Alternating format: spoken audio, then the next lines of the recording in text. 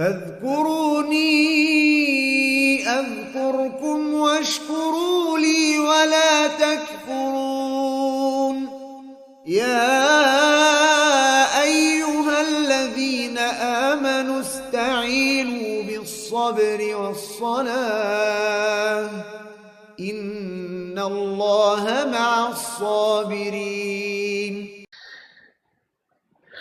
قال رحمه الله Akhbarana Ibnu Uyainah, telah menceritakan kepada kami Ibnu Uyainah, masyhur muhaddits Makkah wa faqihha, muhaddisnya Hijaz dan ahli fikihnya, Sufyan ibn Uyainah Al-Hilali Abu Muhammad Al-Makki, Az-Zuhri, dari Az-Zuhri.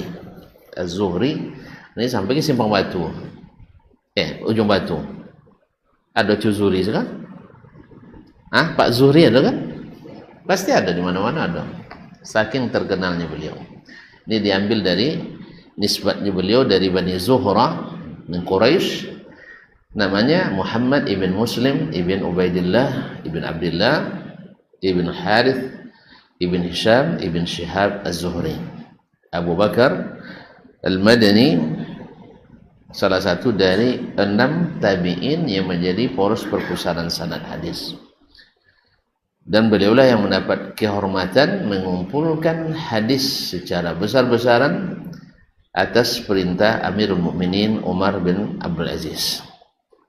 Seperti Zaid bin Thabit dulu dapat amanah mengumpulkan Al-Quran, maka beliau dapat amanah mengumpulkan hadis. An Ubaidillah ibn Abdullah ibn Utbah, dari Ubaidullah ibn Abdullah ibn Utbah ibn Mas'ud Al-Huzali, salah seorang fuqaha di Madinah juga di masanya. Ada Ibn Abbas, dari Ibnu Abbas, Abdullah ibn Abbas ibn Abdul Muttalib Al-Hashimi, anak paman Rasulullah sallallahu alaihi wasallam, habrul ummah wa turjumanul Quran, yaitu ulama besarnya umat Islam dan ahli tafsir Al-Quran. Berkat doa Nabi SAW untuknya, kemudian kesungguhannya dalam menuntut ilmu. Qala akhbarani As-Sa'b ibn Jassamah, telah menceritakan kepadaku As-Sa'b ibn Jassamah, salah seorang sahabat At-Tamimi, annahu sami'a an-nabiy sallallahu alaihi wasallam, bahwa dia mendengar Nabi sallallahu alaihi wasallam yus'alu an ahli ad-dar minal musyrikina yubayyatun, bahwa beliau mendengar Nabi sallallahu alaihi wasallam ditanya tentang satu kampung kaum musyrikin atau negeri kaum musyrikin, yubayyatun, diserang tiba-tiba. Nah, diserang tiba-tiba, fa yusabu min nisaihim wa dhararihim, lalu di antara kaum wanita dan anak-anak ada yang terkena senjata atau terbunuh. Fa yusabu min nisaihim wa dhararihim, sehingga ada yang terbunuh dan anak-anaknya, wanita dan anak-anak. Faqala Rasulullah sallallahu alaihi wasallam, lalu Rasulullah sallallahu alaihi wasallam mengatakan, hum minhum, wanita dan anak-anak itu adalah bagian dari mereka, kaum musyrikin yang diperangi tadi. Wa zada Amr bin Dinar an Az-Zuhri, Amr bin Dinar, salah seorang murid Imam Az-Zuhri, meriwayatkan atau menambahkan riwayat hum min abaihim, mereka itu adalah bagian dari bapak-bapak mereka. Artinya hukumnya sama. Berarti dalam hadis ini dipahami bahwa membunuh kaum wanita dalam perang dan anak-anak dibolehkan. Ini zahir yang dipahami dari hadis ini. Baik. Kemudian beliau menyebutkan setelah hadis yang membolehkan, hadis yang melarang. Setelah hadis membolehkan, hadis yang melarang. Qala akhbarana Ibnu Uyainah, berkata lagi Imam Asy-Syafi'i rahimahullah telah menceritakan kepada kami Ibnu Uyainah, masih guru yang sama, Sufyan bin Uyainah, an Az-Zuhri, dari Az-Zuhri juga, an Ibni Ka'b bin Malik, dari Ibnu Ka'ab ibn Malik. Ka'ab bin Malik, salah seorang dari 3 sahabat yang tidak ikut perang Tabuk, dan kisahnya dalam Al-Quran disebutkan wa ala thalathati allazina khulifu. Nah, Ibnu Ka'ab bin Malik ini yang meriwayatkan hadis ada 2, ada Abdullah, ada Abdurrahman. Di sini tidak disebutkan siapa yang dimaksud, tapi dua-duanya thiqah. Dua-duanya thiqah. Abdullah thiqah, Abdurrahman thiqah. Jadi tidak ada masalah. An ammihi, dari paman mereka. Siapa pamannya? Dari pamannya. Naam, Ka'ab bin Malik. Anna Nabiy sallallahu alaihi wasallam, bahwa Nabi sallallahu alaihi wasallam lamma ba'atha ila ibni Abil Huqaiq, bahwa Nabi sallallahu alaihi wasallam yaitu ketika mengutus pasukan untuk memerangi Ibnu Abil Huqaiq. Ibnu Abil Huqaiq Al-Yahudi, Salam Ibn Abil Huqaiq Al-Yahudi. Beliau ini adalah seorang saudagar yang kaya raya, tapi kerjanya menjadi pengadu domba. Beliaulah yang mengumpulkan, atau beliaulah yang menjadi provokator utama pasukan multi kabilah Arab untuk menyerang Nabi di perang Ahzab. Dia tinggal tinggal di Hijaz dan sering masuk Madinah.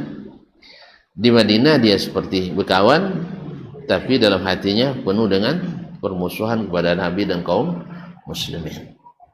Maka Nabi alaihissalatu wassalam halalkan darah orang ini karena terlalu sering mengkhianati perjanjian dan kesepakatan. Dia yang selalu menghasut orang-orang Quraisy untuk memerangi Nabi dan menyebutkan kelemahan-kelemahan kota Madinah kepada orang-orang Quraisy. Taib, lamma ba'atha ila Ibnu Abil Huqaiq Al-Yahudi naha an qatlin nisa'i wal wildan. Saat itu Nabi melarang untuk membunuh kaum wanita dan anak-anak. Di hadis Sa'ab bin Jathama radhiyallahu anhu, dia katakan mereka sama. Jadi kalau boleh dibunuh ayahnya yang laki-laki, yang anak-anak dan perempuan juga dibolehkan. Dalam hadis yang pertama. Di hadis ini Nabi dengan terang-terang melarang membunuh kaum wanita dan anak-anak. Dan inilah yang diamalkan oleh kaum muslimin sampai hari ini. Qala fa kana Sufyan yazhabu ila anna qawla an-nabiy sallallahu alaihi wasallam hum minhum ibahatun liqatlihim. Imam Sufyan bin Uyainah yang meriwayatkan hadis ini, mazhabnya adalah bahwa perkataan Nabi hum minhum, wanita dan anak-anak itu, minhum bagian dari mereka, bagian mereka bersama dengan mereka. Ibahatun liqatlihim, itu adalah legitimasi dari Nabi untuk membunuh mereka, artinya izin dari Nabi membunuh mereka. Wa anna hadits ibni Abil Huqaiq nasikhun lahum, dan hadis yang kedua, yaitu hadis yang diterangkan oleh Imam Syafi'i sekarang, yang kedua menasakh. Hadis Ibnu Abil Huqaiq menasakh hukum yang pertama. Jadi awalnya, di awal Islam, Nabi membolehkan membunuh wanita dan anak-anak.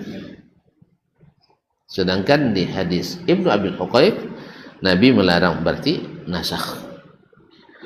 Wa qala, dan berkata, yakni Sufyan bin Uyainah berkata, kana az-Zuhri idza haddatha hadis As-Sa'b bin Jassama, apabila dia menyebutkan hadis Sa'b bin Jassama, atba'ahu hadits Ibn Ka'ab, dia akan sebutkan bersamaan dengan hadis Ibnu Ka'ab, supaya jelas bahwa hukum yang pertama sudah dinasikh dengan hadis yang kedua. Ini mazhab, di antara mazhab para ulama dalam menyikapi dua hadis atau lebih yang bertentangan hukum yang terkandung di dalamnya. Qala Asy-Syafi'i rahimahullah, berkata Imam Asy-Syafi'i rahimahullah, wa haditsus Sa'b ibn Jassama, hadis Sa'b ibn Jassama, hadis yang pertama, fi umratin Nabi sallallahu alaihi wasallam, adalah terjadi pada umrah Nabi yang pertama. Kapan umrah Nabi yang pertama?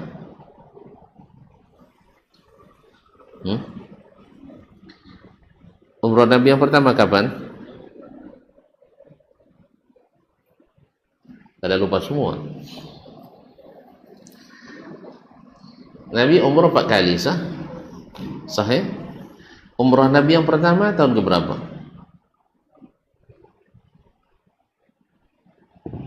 Baik.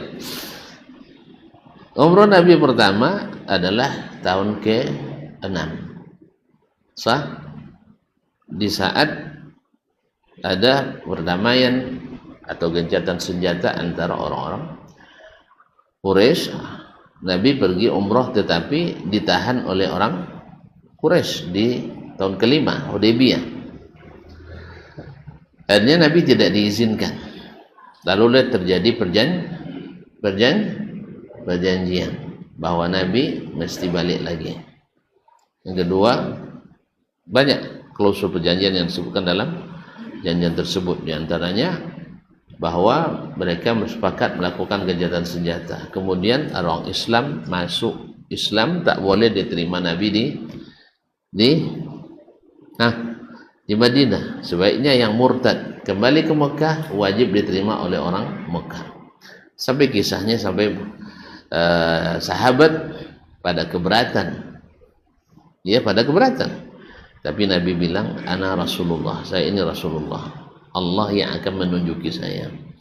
Dan hasilnya di saat mereka pulang menuju Madinah tidak jadi umrah. Kecewa kan? Kecewa tak weh?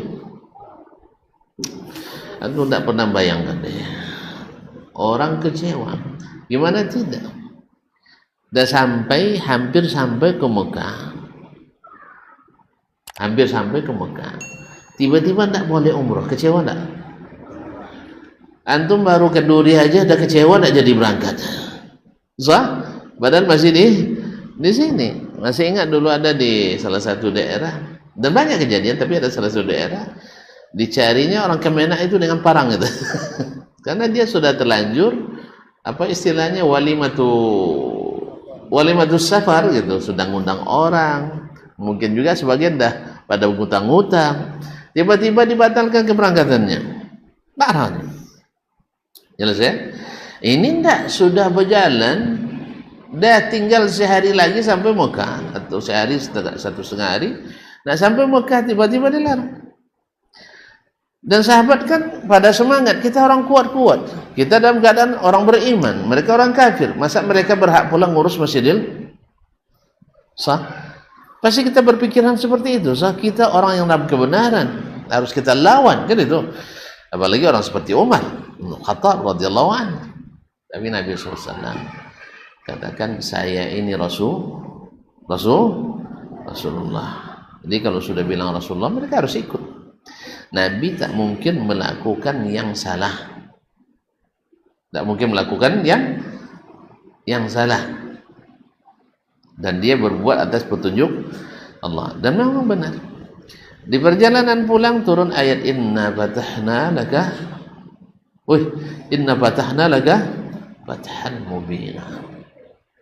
Turun ayat yaitu kami memberikan kepadamu kemenangan yang besar. Masa tidak boleh umrah menang? Sah? Menang tuh? Saya? Enggak. Tapi dalam pandangan kita. Tapi di pandangan Allah SWT itu adalah kemenangan. Apa sebab? Kalian sanggup menahan diri ketika sedang diuji. Itulah kemenangan yang sesungguhnya. Itu kemenangan yang sesungguhnya, bisa menahan diri ketika diuji ketaatan kepada Allah dan Rasulnya SAW. Maka kemenangan ini nanti kapan datang? 2 tahun setelahnya, yaitu Fathu Makkah. Tapi sudah diberikan muqaddimah ini. Alhamdulillah. Muslimin dan muslimat dirahmati Allah, berapa banyak kemenangan yang dikabarkan oleh Nabi terjadi setelahnya. Sah, di perang Khandaq Nabi katakan Allahu Akbar, futih li khazainu Kisra. Ya, Allahu Akbar, saya diberikan kepadaku perbendaharaan Kisra, Persia, negara adidaya waktu itu. Padahal mereka dalam ketakutan. Yes, seluruh orang Arab bersekongkol nak menyerang Madinah. Tapi itu janji Nabi. Terjadi apa enggak? Terjadi apa enggak? Kapan? Setelah Nabi wafat. Setelah Nabi wafat di masa Umar. Allahu Akbar, futihat khazainu Rum, mafatihur Rum, diberikan kepada kunci-kunci perbedaan Romawi. Juga terjadi setelah Nabi wafat. Demikian juga Yaman dan seterusnya. Nah, kaum muslimin dan muslimat dirahmati Allah. Nah, ini umrah Nabi yang pertama, yaitu umrah qada. Nah, kalau seandainya itu fa in kana fi umratihi al-ula faqad qila Amr bin Abi al-Haqiq qablaha. Kalau dikatakan umrahnya yang pertama, maka perkara Ibnu Abil Huqaiq, itu penyerangan terhadap Ibnu Abil Huqaiq ini terjadi sebelum itu. Tidak mungkin menasakh. Mungkin menasakh. Wa qila fi sanatiha, dan dikatakan pula melalui suatu pendapat atau riwayat itu terjadi pada tahun umrah yang pertama. Wa in kana fi umratihi al-akhirah fa huwa ba'da Amr bin Abil Huqaiq ghaira syakkin wallahu alam. Kalau seandainya terjadi itu pada umrahnya yang terakhir, pada umrah Nabi yang terakhir, maka itu adalah setelah kejadian penyerangan terhadap Ibnu Abil Huqaiq tanpa ragu. Nah, Imam Syafi'i rahimahullah seolah mengatakan bahwa ini tidak nasakh. Kalau seandainya ini yang terjadi berarti tidak ada nasakh. Oleh sebab itu beliau mengatakan walam na'lamhu sallallahu alaihi wasallam rakhasa fi qatl nisa'i wal wildan thumma naha anhu. Dan kami tidak mengetahui Nabi sallallahu alaihi wasallam memberikan keringanan, rukhsah untuk membunuh wanita dan anak-anak. Thumma naha anhu, kemudian beliau melarangnya. Jadi Imam Syafi'i rahimahullah wallahu alam, beliau mengatakan ini tidak nasakh karena tidak ada dalil yang sahih dan sharih yang mengatakan Nabi membolehkan kemudian melarang. Tidak ada kata beliau. Terus hadis yang tadi karena belum jelas tanggalnya tadi, dan itu hanya pemahaman sebagian. Lalu apa tafsirnya nanti kita dengar. Wa ma'na nahyi indana wallahu alam an qatl nisa'i wal wildan. Nah, Imam Syafi'i sekarang ingin memberikan penafsiran tentang larangan tadi. Wa ma'na nahyihi indana wallahu alam, dan makna larangan Nabi membunuh anak-anak dan wanita dalam peperangan, wallahu alam, anna ayyaqsida qasdahum biqatl, yaitu sengaja mengintai kaum wanita dan anak-anak untuk dibunuh, seperti mereka mengintai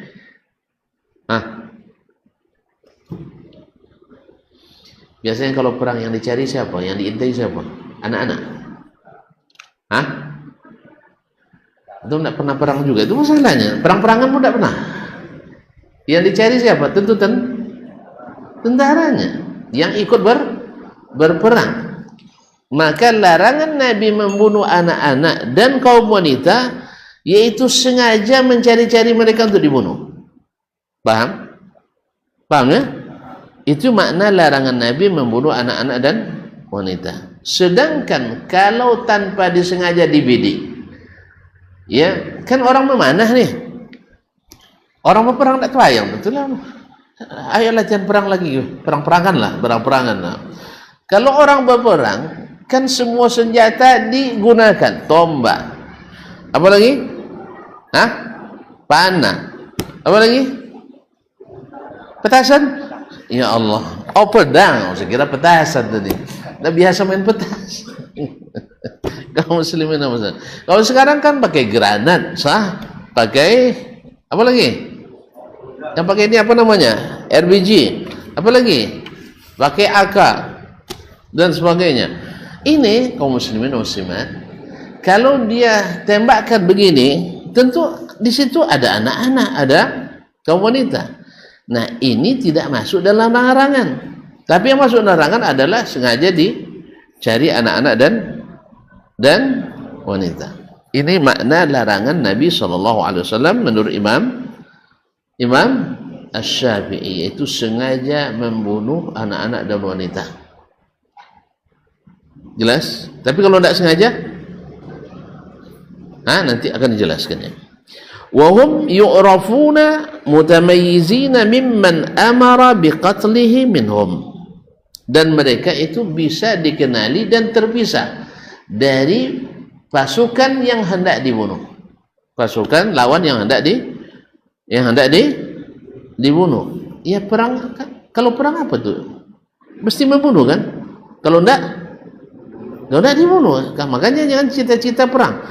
Jangan bercita-cita untuk berperang. La tatamannu liqa'al adu, kata Nabi. Jangan bercita-cita ketemu musuh. Musuh jangan dicari, tak boleh jumpa, cepat lari. Masa kalau udah ketemu pantang lari. Kita tidak boleh cari musuh, ya, tidak boleh cari musuh. Nah, tetapi kalau mereka datang, maka kita siap menghadang. Nah, kalau sudah berhadap-hadapan, tentu harus memilih satu dari dua, membunuh atau terbunuh. Mana yang bagus? Kalau makanya dalam Islam disebut ihdal husnayaini. Dua-duanya bagus. Dua-duanya bagus. Kalau menang, meninggikan kalimat Allah Subhanahu wa ta'ala. Kalau kalah, mati syahid. Antum pilih yang mana? Jangan karena bosan hidup lalu pilih mati, bukan. Nah, kenapa subhanallah diberikan itu?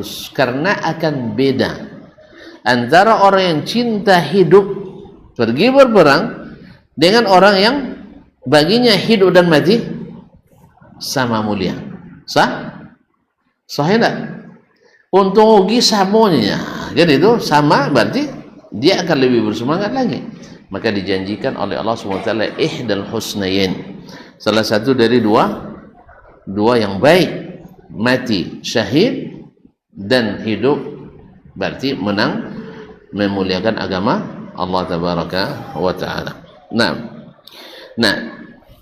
kalau seandainya kaum wanita dan anak-anak itu terpisah dari pasukan, dan biasanya memang seperti itu. Pada umumnya adalah wanita dan anak-anak dipisahkan dalam peperangan, mesti itu dari dulu sampai hari ini. Nah, kecuali orang-orang yang sengaja, ini nanti ada dalam bab hukum jihad, ada orang-orang yang sengaja menjadikan perisai manusia. Tahu perisai manusia? Diletakkannya warga sipil di posisi depan. Nah, bagaimana kondisi seperti ini? Yang dibahas sekarang, nanti banyak ceritanya. Nah, ya, ada dalam beberapa peperangan dihadapi oleh kaum muslimin, dia memerangi orang musyrikin dan kafirin, mereka meletakkan anak-anak dan wanita di depan. Karena mereka tahu bahwa kita dilarang membunuh anak-anak dan wanita. Tapi dalam kondisi seperti ini bagaimana? Syekh? Nanti dibahas. Jangan dibahas sekarang. Nah.